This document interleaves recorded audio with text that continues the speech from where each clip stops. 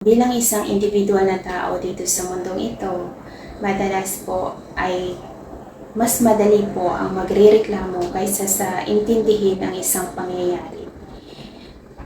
Dahil po bago po maintindihan ng isang individual na tao ang isang event, ay dapat po ginagawa niya ito o kailangan niya talaga i-experience ang isang sitwasyon bago niya maintindihan yung pinakamalalim na kahulugan ng salitang iyon, kung ano ba yung pakiramdam if you are at the same situation.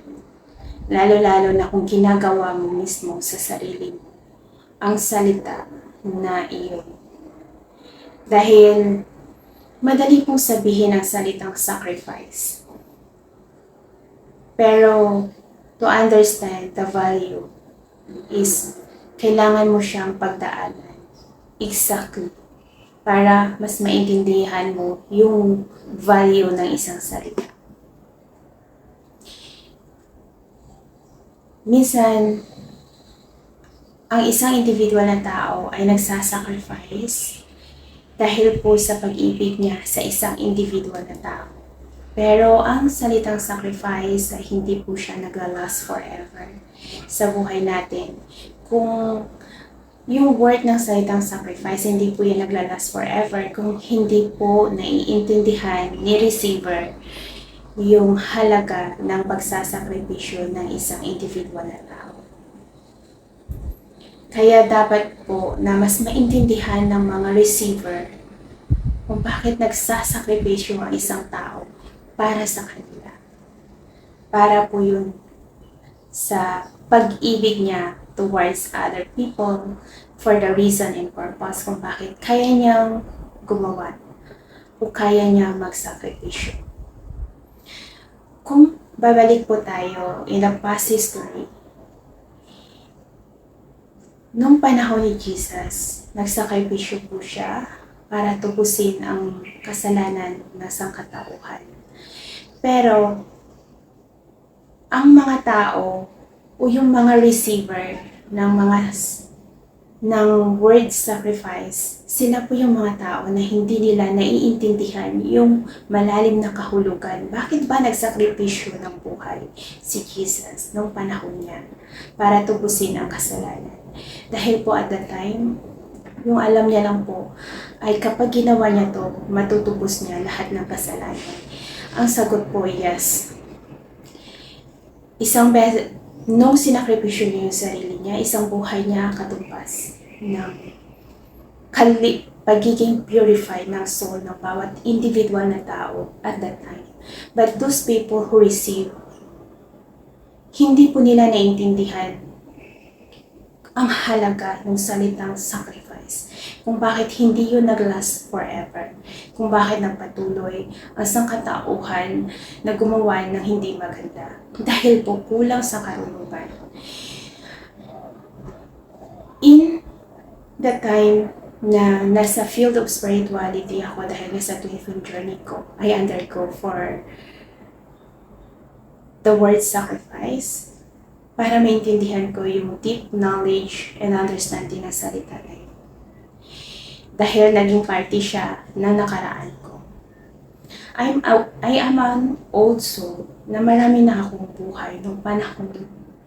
Kumbaga, nabuhay na ako ng paulit-ulit sa iibang katawan, pero yung kaluluwa ay ganun pa rin.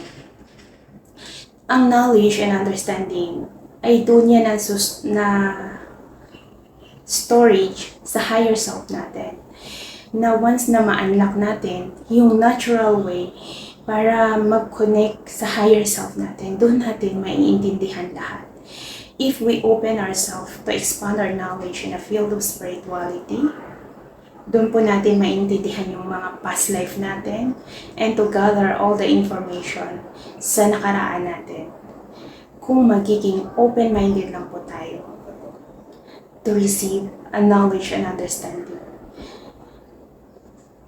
Dahil po, iba-iba yung culture and beliefs natin, which is nagkukos po siya ng limited beliefs sa isang individual na tao.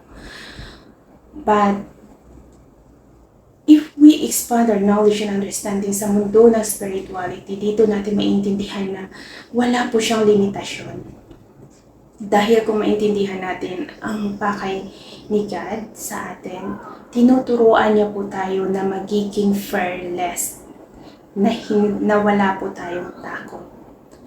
Dahil God is a pure love, when we overcome all our fear in life, we will understand the value of the word love. Dahil only darkness is stopping us to understand the value of love. Kung bakit kailangan niya tayo hawakan sa salitang fear. Kailangan niya lagyan ng takot sa puso natin na huwag mo yang gawin dahil yan ay ikasasama mo. But God doesn't teach us to have a fear, but God wants us to be fearless, na itama natin yung mga mali natin. By doing, yung ma-expand natin yung knowledge and understanding natin sa mundo ng spirituality. At that time na nasa twinkling journey ako, dahil nga nag-undergo ako sa salitang sacrifice, sabi ko kay God, paano ko ba matutulungan itong mga tao na to? Paano ko sila matutulungan lahat? Pero ang sagot niya sa akin is, the people who believe at you is meant for you. But those people who does not believe in you is not for you. Which is tama naman. Dahil po, each of us in this physical world, meron po tayo freedom. Pagdating sa soul level, meron po tayo free will. Yan po ay mga password yan. If we expand our knowledge, that is the right password to level up our mind consciousness sa field of spirituality.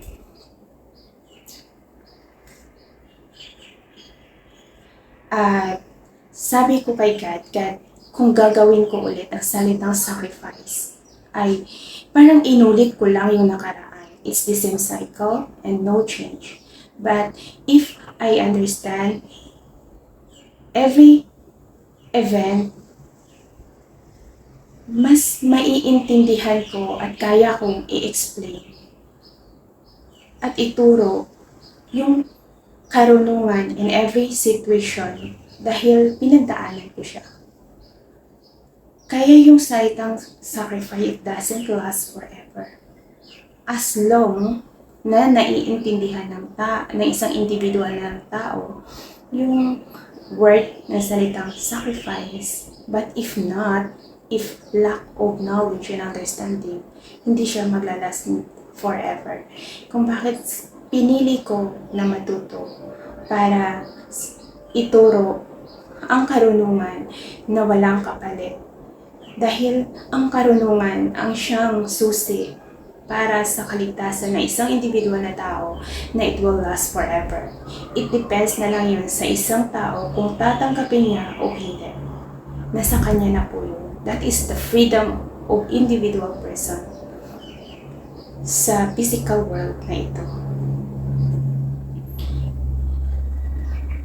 Dahil ang karunungan lang ang siyang tanging susi na maglalast forever. Dahil ako magtuturo nga ako. Dahil gusto ko lahat kayo maliligtas sa tamang araw. Pero nasa inyo yun kung tatanggapin nyo o hindi. Dahil once na ma-expand natin yung knowledge and understanding natin sa field of spirituality, there is a lot of knowledge na magiging susi sa individual na tao na makita yung liwanag sa buhay nila. Dahil only darkness who stop the individual person to use the word fear to stop us to see the light. But God teach us to be a fearless, na dapat maitama natin yung pagkakamali natin.